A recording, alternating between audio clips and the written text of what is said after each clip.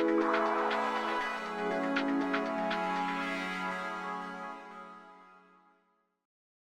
name is Bernd Munsteiner. I'm 80 years. My birthday was on the 2nd March.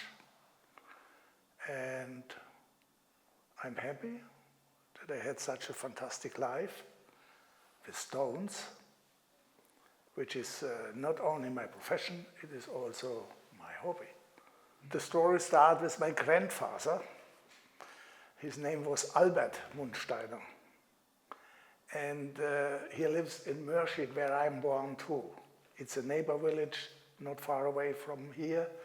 Stipshausen and Ida Oberstein, between is Mörschid. And my grandfather built his first business in 1898. So in this year we are 125 years old.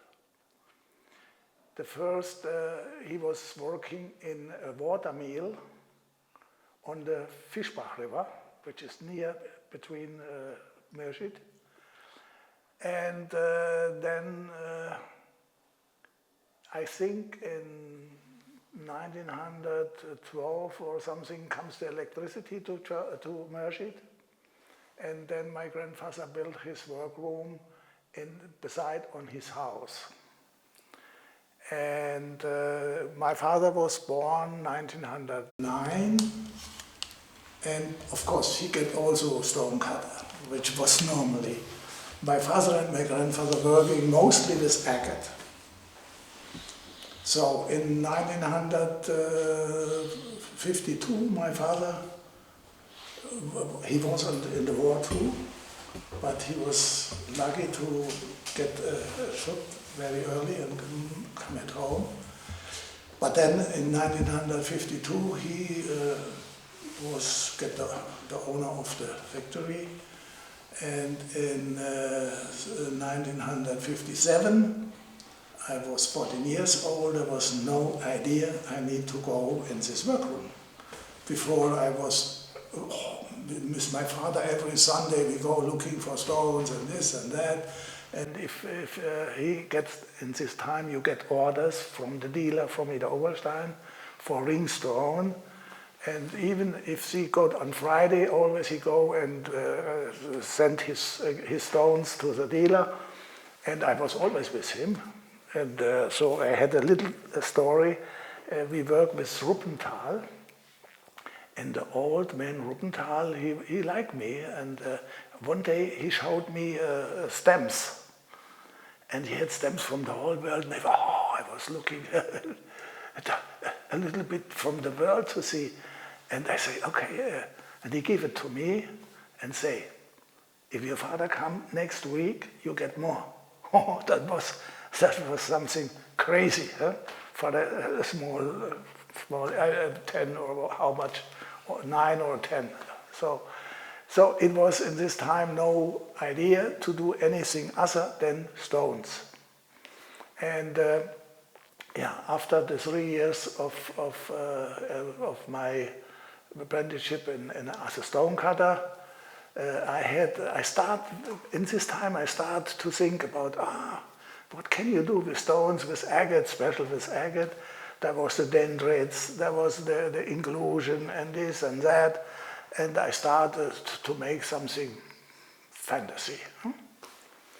And then they ask, then I need to go to the army, and I don't like it. And my father say, yeah, that's okay. And I hear from the school in Pforzheim. And I say to my father, look, I don't like to go to the army, but I will go to the school. It was not so easy in this time, but my mother said, yes, that's a good idea. So I go and speak, I go just looking. And I was in the secretary, and the director of the school comes inside. Oh, what's a young man? What's going on? What is your profession? I say, I'm a stone cutter. He looked to me and say, stone cutter? I don't have a stone cutter in my school. You can come in my class. I say, I was here for just to look. in 2 weeks you come, there is, to come in, you need to make a little bit, so. I go at home, I say, in 2 weeks I go to Pforzheim. Oy, oy, oy. That was not so easy. Eh? But however, everything was good. And I get also, Mr. Petsch give me a letter for maybe I can work a little bit in the time of the school. And so I come to Pforzheim. It was 4.5 years, fantastic to see that in this time it was the best school in the world. It was from all countries, was young people there. And for me it was like I get newborn discussion with, you cannot believe it. My English was so poor from the school. Okay, I learned it. And we had, I was, the class was painting, there was sculpturing, there was gemology. I make my gemology examination also in this school. And they had no cutting room before, so I starting to make a cutting room for they.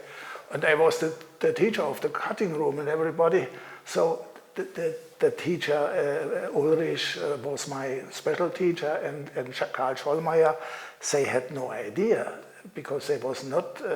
And then comes a teacher from Africa, Erich Frey, and he was a very nice man, and he was crazy with stones. And he gave me the idea, you can do something new. And that means the first of all is a crystal. You have a crystal in your hand. If it is agate or a rock crystal, it doesn't matter. The crystal is your point. So,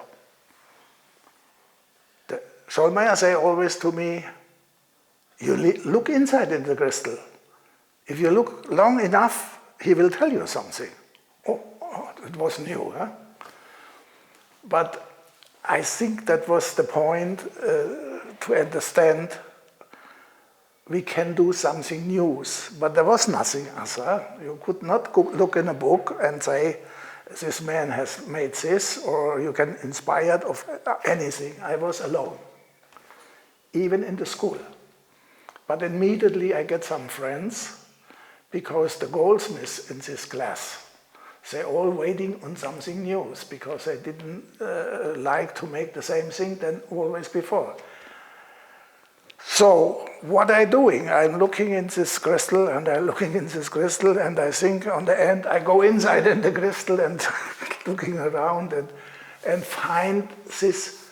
I cannot explain it, because if you start to change a crystal and have in your hand and you go a little bit around, and on the corners there is the light reflecting. And I do this so many times, and then I get the idea reflecting perspectives, because it is a perspective. Huh? And that was the first. So then there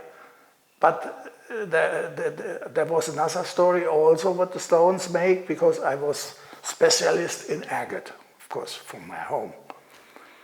Schollmeier told me, look in the history of the antique engravings, all these fantastic engraving of you know, and of course I go in the museums in Wien, in Vienna, and I see everything what was possible. And then he asked me, Munsteiner, what will you do? You need to think about what can we do today, not the copy of the antique. What can we do today? So, and immediately I think it was a graphic system which I need, because the layers in the agate where they make this feature, black and white and all this, I could make it also in a symmetrical system. Huh? And you know, it was always in my mind, crystals have systems, like the computer. This way, this way. Huh? So that was always, and then it was, normally it must be a strong line or whatever. But on the end it was not only a strong line, so I start to make it abstract in the way. Yeah? And make my first agate reliefs. I say that was agate reliefs.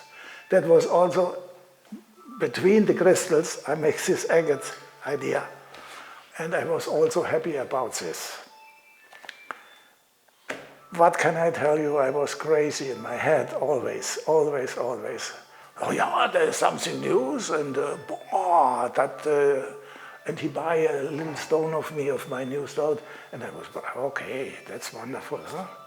And then just in the beginning, I find this context cut in Spirit Sun, because I was studying the crystals of diamond, and there is double octaeder.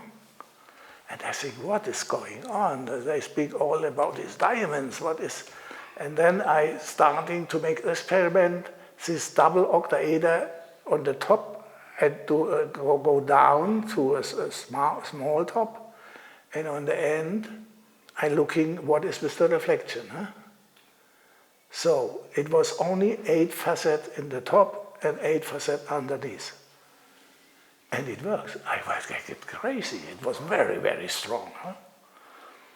But I liked the strong light, because it was also, I think in this time it was not so bad to make something like this. And then Ulrich told me, go to a lawyer to make a patent, because as a student it costs you nothing. Huh? And I do this. I don't know why, but I do it. Let's say, make a short story with the context cut and the Spirit Sun. It was on the beginning. It was only the teacher which buys some stones, and the diamond industry was not interesting, because he find, oh, it looks not good. But the reflection was much more than the normal diamond. You cannot believe it. Later on, we find out this, and then it get the first prize in a competition. Both context cut and Spirit Sun. But on the end, if I was finished with the school, I could not hold this because every year it cost some money, and I need to say where I like to have the patents in Europe. That was. So it was no business for me, or nobody was really interesting to do it, so I lost it and start with my other stones, which was enough for me.